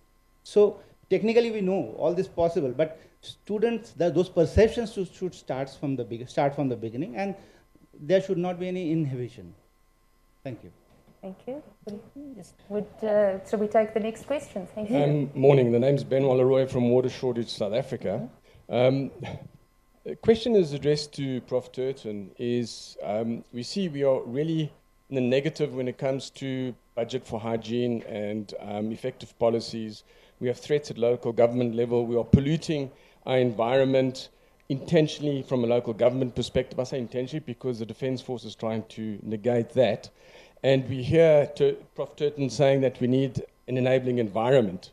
I'm a practical guy. What do we need to do, in your opinion, to in actual fact turn all this talk and all the graphs and all the illustrations and all the technology that we have, okay, into action, into an enabling environment?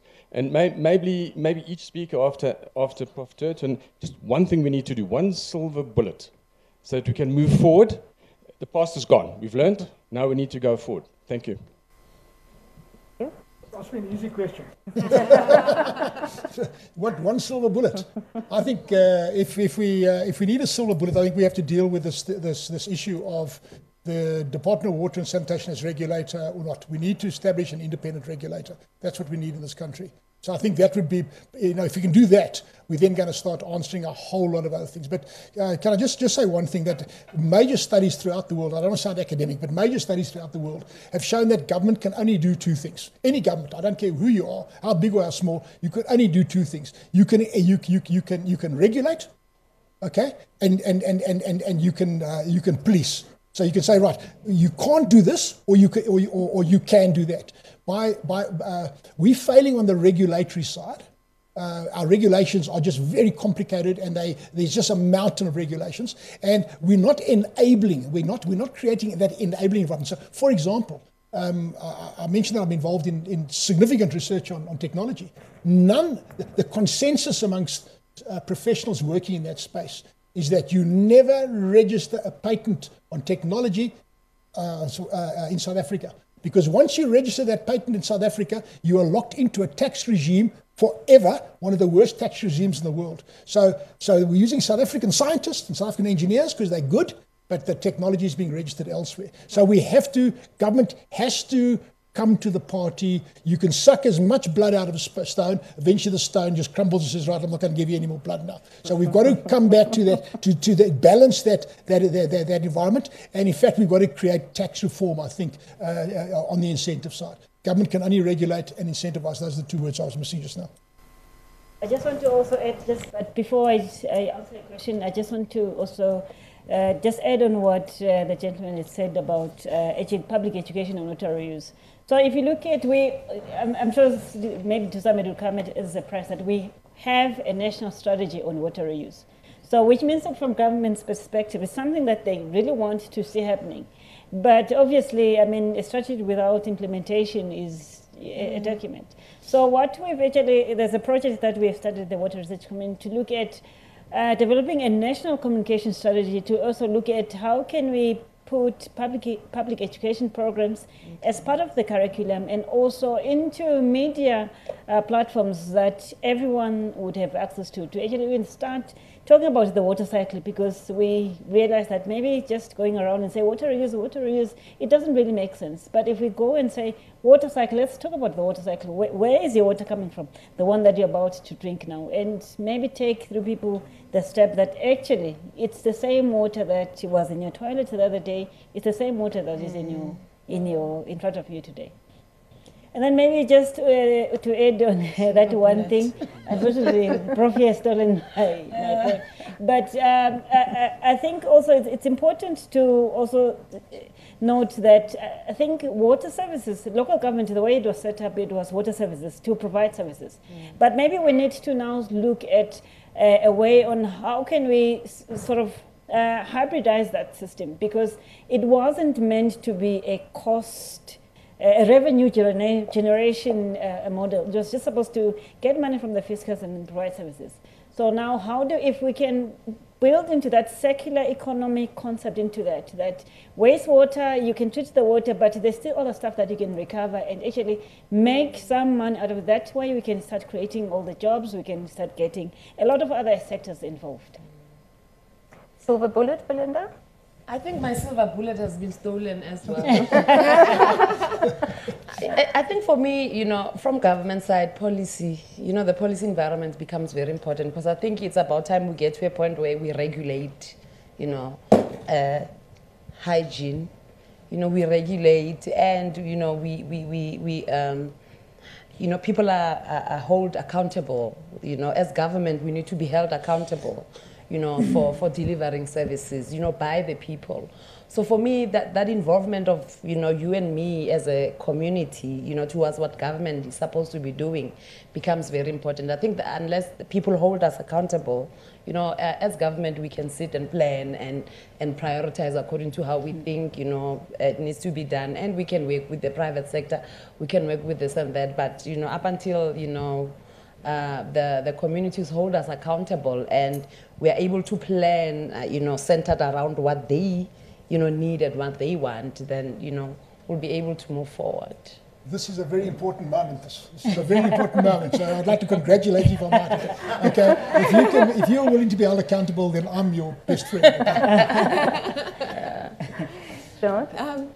Yeah, I think Belinda touched on it a bit earlier, but I think, there is still a trust deficit between government and the private sector.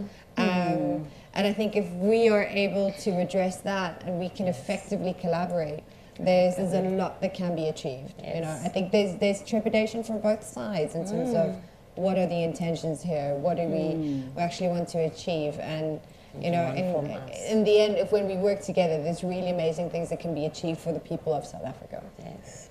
Okay, we have 2 more questions coming, so.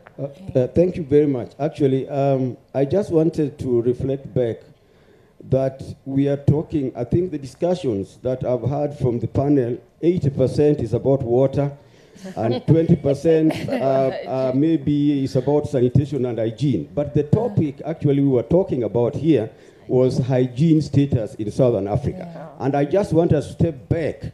I want the panel to step back and just answer few practical questions. And I want to be like my colleague here. We were talking about 5 behaviors, hygiene behaviors. Yeah. Hand washing with the soap, We were talking about food hygiene. We were talking about menstrual hygiene management. We were talking about domestic food treatment, water treatment and storage, and sanitation-related hygiene behavior. Now, I just want to give you 2 examples, practical examples. How can we get girls to actually have a proper menstrual hygiene facilities in schools so that girls don't drop out from actually going to school? That is one practical example, and I want to know from the panel, what is the solution, just one solution, that we can then make sure that we have proper menstrual hygiene facilities in our schools, and not only in South Africa, across all Southern Africa states, so that our girls can go to school. That's one. The second one is just hand washing, and I think Belinda, you will attest to this. 20%, I think 20% or 40% of South Africans go to the toilets, not wash hands. And then they come out, they don't wash their hands. 60. What happens to 60% that just go to the toilet and come out and walk? And I've seen so many of the colleagues in the men toilets. They just do their thing and then they just walk out. Yeah, I mean, this is true. Yeah, so how can we make sure that South Africans and Southern Africa states actually wash their hands with the soap at critical times? Yes. And when I talk about critical times, mothers who are breastfeeding are able to wash their hands before they actually give food to their children, so that the children don't catch diarrhea, and their diarrhea don't, all those kind of processes. So I want practical examples, and I don't want you to talk about water. Talk about hygiene, and give me, each one of them, give me practical examples of how we can deal with this hygiene. Tell the communities out there, tell the government, tell the private sector, tell all the stakeholders, what is the solution for this? Thank you. Thank you. Okay. What is your name, please, sir? My name is Elijah, and actually I work from WaterAid. I work for WaterAid. Okay. Can we get the other question and then we can answer? Super. Okay. Yeah. My name is William Chilufya. I work for a Dutch development NGO called Villliers. I'm working on sustainable Dutch for all. So I'm basically promoting diversity in terms of your plate, so that you eat different types of foods for your well-being. And I would like to straight away go to the state of hygiene in Africa. And I was very happy with the presenter in terms of how she linked the issue of hygiene to your well-being as a person. Regardless, no matter how much your plate is diversified, if your hygiene is not in shape, then all your food is to a waste. So that is, I think, for me, a message that I would challenge the OTA colleague to ensure that they bring to the food and sustainable diets people. I think there isn't that closer link, though I'm very happy that this link is beginning to be built, but we need to emphasize more. Like 2 days ago, there was a launch of the Global Nutrition Report right here in Sandton. And one of the things that came out was the issue of working in silos. And the report noted that going forward, let's bring all these sectors together. And for me, working in the food sector, I'd really be glad to actually be involved much in the hygiene issues, as I realized that they're really very key. And I think the findings that were highlighted are quite frightening, especially the fact that you go and draw your water, for example, from a water point, but where you store the water in the house, and that's where everything happens. I'm a villager. I was brought up in a village. So that reminded me of how life is actually in the village, and it's really worrying. One would assume that some villagers understand everything, but I'll tell you the truth, that information is actually not there. If it was there and if I understood the importance of hygiene, some of the challenges that they're going through would not be there. Thank you. Thank you. Thank you. Shall we start answering? Is there another question? Do you want also to comment? Yeah, mine's just a really quick practical question. I'm Lexi from Lexi's Healthy Eatery, which is a sustainable plant-based restaurant just around the corner. I feel like the very small fish in this very big pond of people. So I think my question is, like, if we're looking at our CSI initiatives for next year, which is, I mean, I also really hate that acronym, but yes. would you say that, because you say there's not enough bankable projects in government and maybe even private sector, like in terms of big scale projects, would you say it's better for a small business like me to donate or to contribute money to a big organization where you can't really track it, but maybe it's like actually going to affect bigger change? Or do you think it's better for someone like me to go and support, say, like the reusable menstrual cup movement, where you're trying to like donate to a really small organization that's doing like just one thing in the communities, but actually maybe that's like affecting visible change that I can go and like bank myself and be like, okay, I've like can see that I've done something. So yeah, practical small question. Thank you. Right. So I'll start on the question of menstrual hygiene management. So as Procter & Gamble, we've been running a program called Always Keeping Girls in School for over 10 years now in South Africa and Kenya. We've just recently started up in Nigeria. And when it comes to the issue of menstrual hygiene management, unfortunately, there's not just one thing. Because the conversation that's been had is about that one thing, which is access to product. And actually, it's a bit more complicated, as many of these issues often are. So one is a question of education.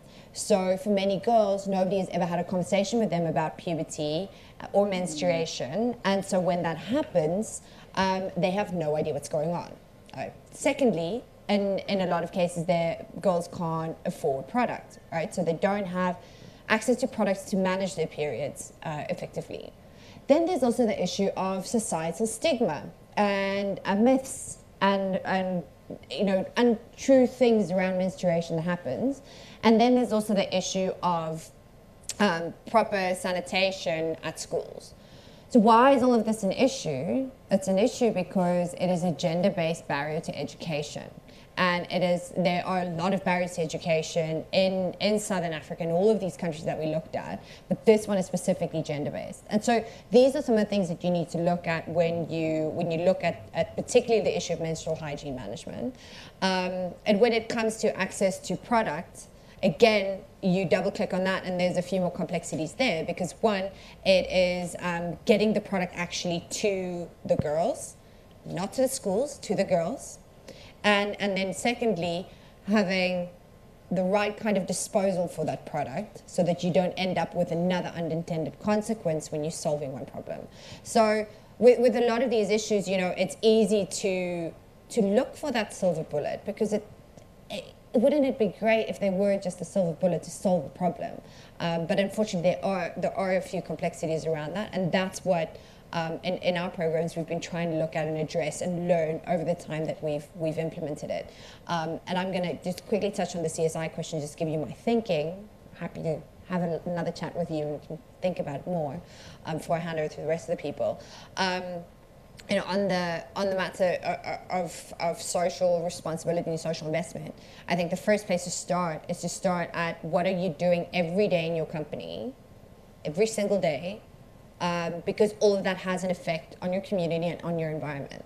And start there first. And often some of the most innovative, interesting programs have come out of starting to look at what are the operations inside the company first, and where can you improve, where can you be smart, where can you really think about your impact on community and society, and then trying to solve a problem there in a way that makes sense for your business and also addresses the community and society. It's easy to go and say, like, okay, well, I'm going to take a little bit of my profit and donate, and there's nothing wrong with that. Make no mistake, corporate philanthropy has made amazing changes in the world. But there's also something to say for doing something that is closer to home and is closer to what the essence is of what your company is. Now to the experts. I think, okay, I'm unable to answer the hygiene questions that I don't know about them, so I'm not going to blow bubbles and pretend I do. I know about water, okay? On the question of small business, I think it's terribly important. Be the change you want to be. And I highlight here something remarkable happening as we speak right now.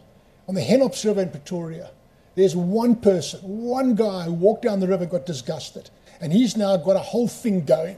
So the whole Henlops River Forum, I don't know what they're called, I haven't got a formal name yet. Just watch what's happening there. Individual people that are now coalescing together and they're cleaning up the Henlops River. And they're starting to put pressure now on companies that sell things in styrofoam packaging. So if you sell all the stuff in styrofoam, believe me, it's going to come back one of these days onto your front doorstep very, very soon. But those are really, really, really great examples of what small business can do. There are many small businesses involved there. Look at the Vaal River, the whole Vaal River story. There are many small businesses there, B&Bs, tourist type of destinations that are all being negatively affected. So come together. I think be the positive change you want to be. Water Shortage South Africa is a really good place to touch base. You can talk to Mr. Benoit over there. He's got a good French accent. On the big business side, I'll throw out a challenge now to big business. And I'm looking now at Safik over there, but others as well. Please solve the following problem for me. The planet is run out of phosphate. We're mining phosphate. We've hit peak phosphate. As the global population grows, we need to grow more and more food, and phosphate is a critical ingredient for food production. Procter & Gamble and these people are giving it away for free in their well, hopefully that you're not giving away too much. We have no phosphate. Well, that's good, okay? But one of our problems in the sewage works now is we've got elevated levels of phosphate, and this is driving eutrophication in the water, blue-green algae. It's a global problem. If someone can figure out how to recover that phosphate from sewage and turn all sewage works into phosphate mines, where clean water becomes almost like a free byproduct, if you like, okay? That's what we want to do. It's a technically complex problem, but there's a niche market at planetary level because it's a global problem, not a South African problem. Okay, I want to talk about two things, the data and also the behavioral science aspect. Because as we've seen from the results, that there is a need to actually improve say hand washing. I'll pick on hand washing. So I've seen a couple of other studies that have been done in some other countries where they've actually tapped into behavioral science, because as Belinda was saying, that the hygiene education is okay, but it's not bringing the change that we want. So I would take an example that we have used in the water side on behavioral science, especially also around the Cape Town drought, to actually look at even the power of mobile technology, and also to look at what we call behavioral nudges, the little things that we use to actually remind and persuade people to actually do something. I've seen that in other areas they put little steps in school toilets so that kids can remember to follow the steps to, say, the washing station or something like that. And I mean, the opportunities within behavioral science, they are immense. As I've spoken about the Internet of Things and all those things, there are people who can even make the steps on the floor.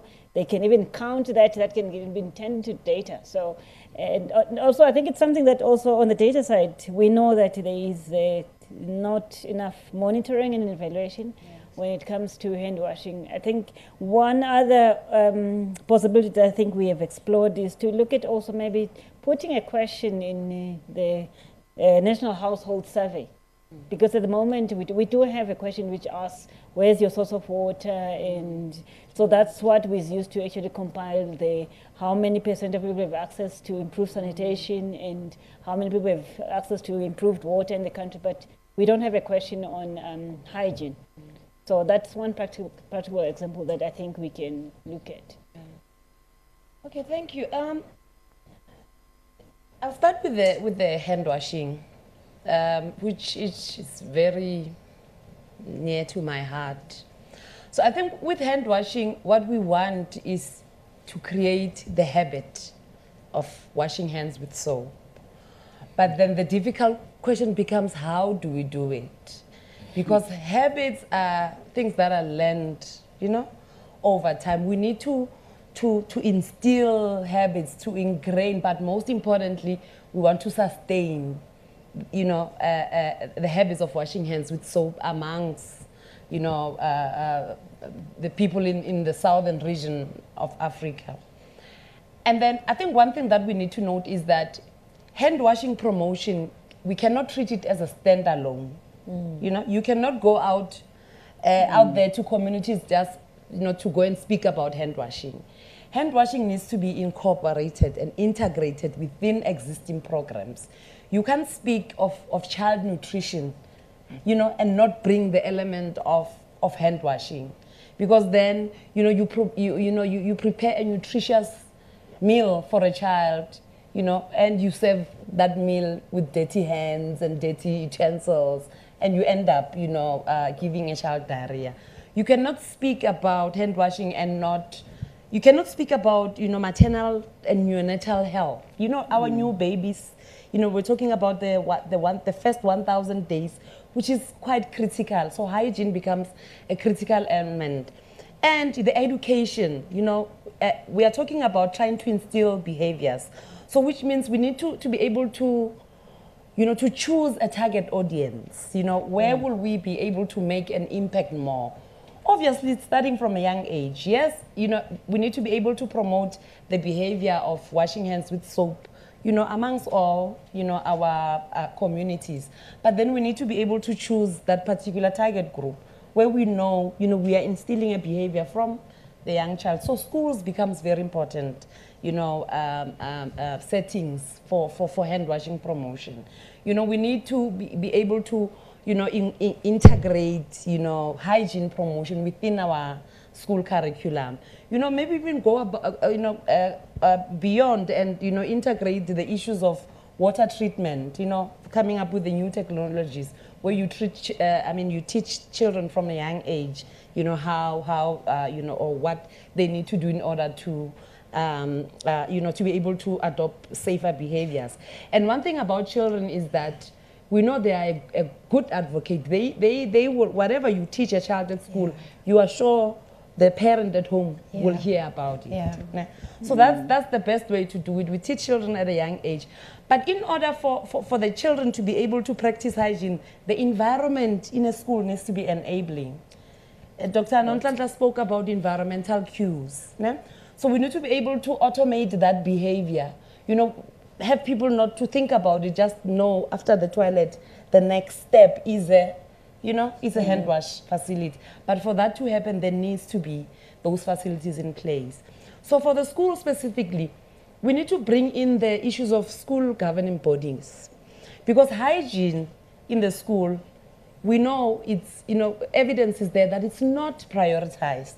You go into not only an urban, I'm not only talking about schools in rural areas, I'm talking about both schools in urban and rural, where you go into a girl's toilet and there is no, you know, facility for disposal of pads, you know, for one, and there's no soap at a hand wash basin, you know, and there's no water, or, you know, the taps are not working, taps are there.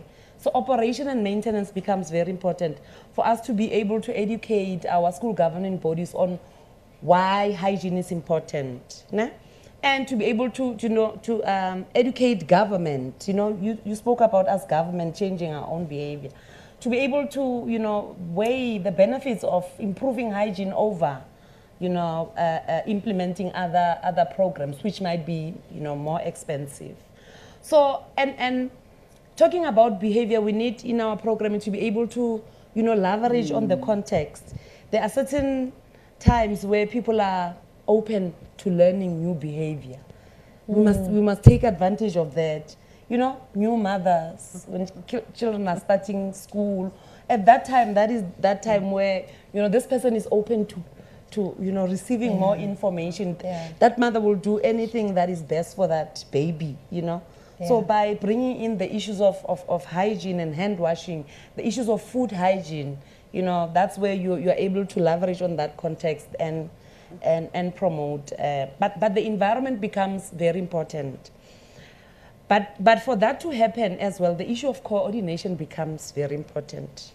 And not only coordination between various government departments, but coordination, you know, with all key role players.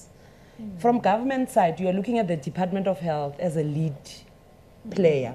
You're looking at the Department of Education as a lead player. You're also looking at the Department of Water and Sanitation as lead player. But you also want the private sector involved. You want the NGOs involved. And why do we want to coordinate? First of all, you're trying to, eliminate that working in silos. Because I think a lot of work is being done hygiene-wise, but in little bits and pieces, each one in each Department of Health in our little corner with our 20 rand, and the Department of Education in their little corner, and you get the private sector doing a lot in their little corner, but there's not that coming together, cooperation, collaboration, so that, we are able to, pool resources and expertise to be able to, to go, at scale and be able to make an impact. And, so I think those are the most critical. So the model that I wanted to share is what we've started as a department, because the Minister of Health launched a hand wash campaign. But specifically because, hygiene is not only important for communities, but in our health facilities as well. There are a lot of, hospital-acquired infections where people go in with an ear infection and, leave the hospital with a gastrointestinal problem or things like that. So now, in trying to scale up, hygiene and be able to raise up the profile of hygiene, he then launched a national hand wash campaign. And, within the objectives of that campaign is to improve that coordination with various stakeholders and to try and take a lead as a national department, because at the end of the day, the Department of Health will always be on the receiving end. Because whatever fails, then it ends up in the health system. We have to treat. We need to change behavior, however, other sectors are doing. So by working together, then, we'll be able to do that. So I think, and the issues of menstrual hygiene management, they are very important. We see now there's a lot of hype around menstrual hygiene management, but the only hype I see is around providing pets to the girl child. What happens to that pet in a school environment? Where does that child throw it away? Is that that provision of that dignity, that sanitation dignity in a school environment where a girl is able to go into a cubicle, close and do her business, come out, and clean herself and go back to school. So those are some of the areas that are still lacking, and that we need to be working together with our education sector to say, how do we prioritize hygiene in a school environment? The Department of Health, how do you prioritize hygiene in a health facility environment? The Department of Water and Sanitation, when we talk about provision, we are not only talking about a toilet, but a toilet needs to have a hand wash basin attached to it. So I think those are some of the things that we need to be looking at, but continue to try and influence behavior, amongst our South Africans and showing them, what needs to be done.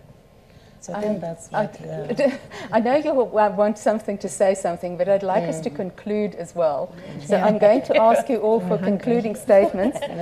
Is that okay? Sure. And I also want to thank the audience for their probing questions, and it was very interesting. So could I ask you for your concluding statements looking at the future of hygiene in Southern Africa? Sure. I think, with the report that was presented, it was really, again, so striking for me how being clean is a privilege. And that should not be the case. Yes. And I think we all really need to work harder to collaborate with each other, to put together solutions that address the complexity of the challenge, but brings out the best that all of our different sectors can offer. Yeah, thank you. I'd just like to close by saying that if we talk about sanitation, we talk about hygiene, we ultimately talk about economic empowerment. And the take-home message I'd like to give today is that water is the ultimate economic enabler. So we can't achieve any of those things without water. And just one last thing, I'd like to suggest that for government to start considering behavioral change, a very simple policy, being a practical person, a simple policy would be that every civil servant, from municipal to provincial to national level, should adopt a taxpayer and hug them every day.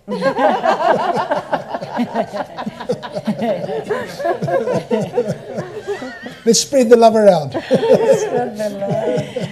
Okay, my concluding statement is I also want to maybe further emphasize the need for monitoring and evaluation. But as we are talking about that, we need to also look at the context. I mean, we've said it so many times, even though we don't want to bring water into we're a water scarce environment. So in as much as we say, wash your hands with soap and water, but let's also consider other where there is no water, there is no soap, but we do know that there are indigenous knowledge systems where they know that this plant is an antiseptic. I mean, if you've been to a funeral in the village, you've seen that sometimes they have this basin with a plant inside. That is a form of hand washing. So how do we start counting that as well, or recognizing that? Because if we're still using the soap and water, we'll go tick, and cross. Because I don't see the soap, I don't see the water. I mean, there's that basin there with an antiseptic inside, which really does the same trick as the commercial soap. No, thank you. And I think I want to start by agreeing 100% with Dr. Nonhlanhla that hand washing with soap is we shouldn't only be looking at it, in a literal sense, to say it's water and soap. But, the innovation issues comes, as well. How do we ensure that people know about other alternatives to hand washing if soap and water is not available?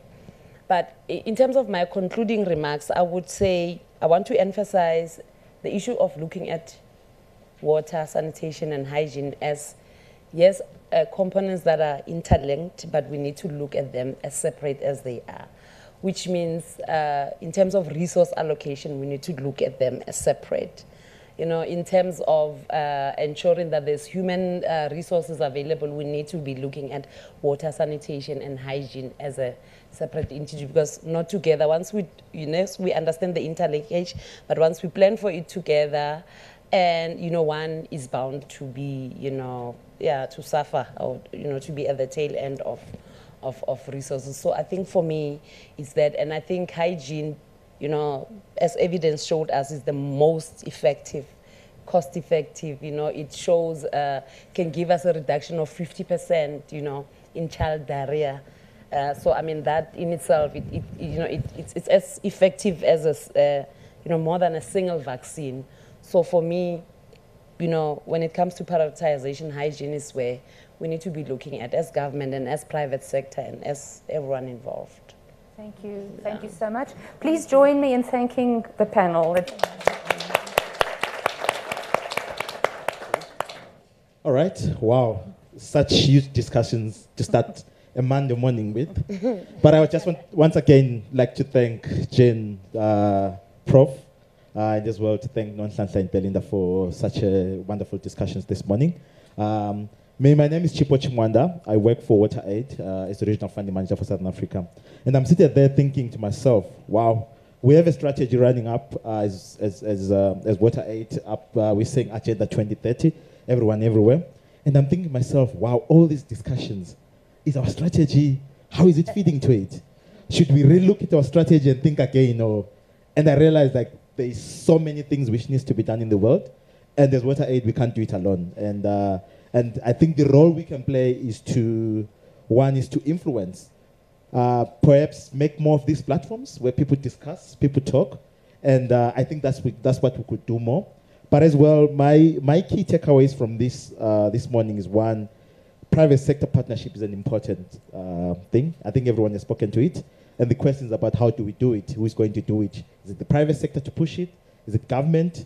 Is it people? I have those questions in my head, but I'm hoping we'll find a solution. But as well, there's something which was said about coordination. I liked when you talked about the need for coordination in government, Ministry of Health and all. The question still remains as well, how do we coordinate? But as well, I like the last part about behavior change from us, the people, behavior change from government, behavior change from private sector. And I'm hoping that we'll find solutions to that. But I think as WaterAid is, we're still committed to this issue of hygiene, because in our own studies we have realized we have done, with working with our partners, some good work on water, sanitation, we're trying, but hygiene is still a big challenge. And I'm hoping all of us will take it up as the different players and see how we can find sustainable solutions, because it's really a big issue across the world, as you saw from the study we have made. But I think my last word is, let's try and make hygiene fashionable. Let's make it exciting. Thank you.